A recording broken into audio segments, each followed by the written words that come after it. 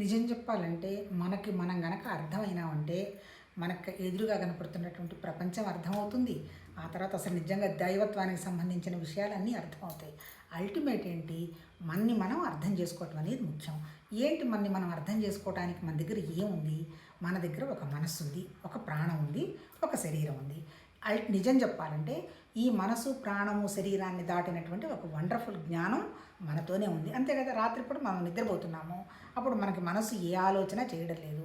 మన లైఫ్ ఎట్లా ఉంది? వండర్ఫుల్గా ఎనర్జెటికల్గా ఉన్నాము. తెల్లవారులు వేస్తూనే మన దగ్గర ఆ ఎనర్జీ మనకి ఎక్స్ప్లోర్ అవుతుంది. అంతే కదా, ఏమ్మా రాత్రి నిద్ర పట్టిందా అంటే బ్రహ్మాండంగా పట్టిందండి అంటాం. పొద్దున్నే ఎవరు లేచినా వాళ్ళని వాళ్ళు పరిశీలించుకోవచ్చు. నిద్ర కనుక మనం హాయిగా ప్రశాంతంగా నిద్రపోయినామంటే చాలా శక్తిగా ఉంటాము. దానికి కారణం ఏంటి?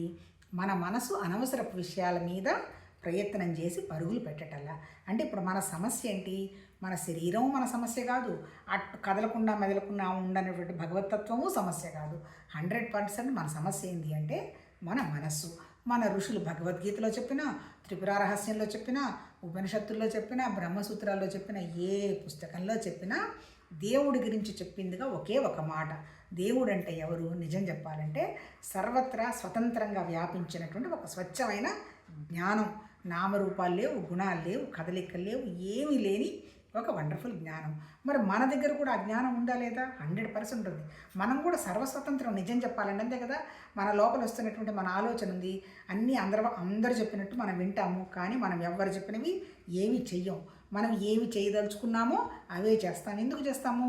మన దగ్గర తెలియకుండానే లోపల 100% సర్వస్వతంత్రమైనటువంటి జ్ఞానం ఉంది.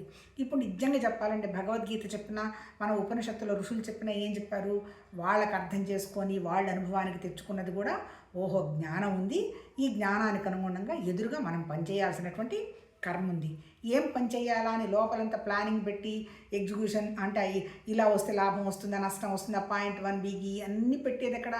మన మనసులోని. అంటే మనసు అంటే మళ్ళీ జ్ఞానమే. అల్టిమేట్ అనేది రిఫరెన్స్ పాయింట్ కనుక తీసేసి నేను శరీరం కాదు అని కనుక ఆలోచన చేస్తే 100% సర్వత్రా వ్యాపించినటువంటి జ్ఞానం. మనసు వరకు చిన్న చిన్న విషయాలు, చిన్న చిన్న కోరికల వరకు కుదించుకుంటే అది మనస్సు. ఇప్పుడు మళ్ళీ ఎవరు చేసినా మనసు అనేది ఎవరిదైనా సర్వస్వతంత్రమైందే మనసు. ఈ మనసు బయట పని ఊహిస్తుంది, పని ఆలోచన చేస్తుంది, పని చేస్తుంది. ఈ పని చేయడానికి కారణం ఎవరు? లోపల ఉన్నటువంటి మన మనస్సు, ఆలోచనలు. ఇప్పుడు మన ఋషులు ఏం చెప్పారు? నువ్వు చేసే ఆలోచన ఒకటే, నువ్వు చేసే కర్మ ఒకటే, రెండిటికి తేడా లేదు.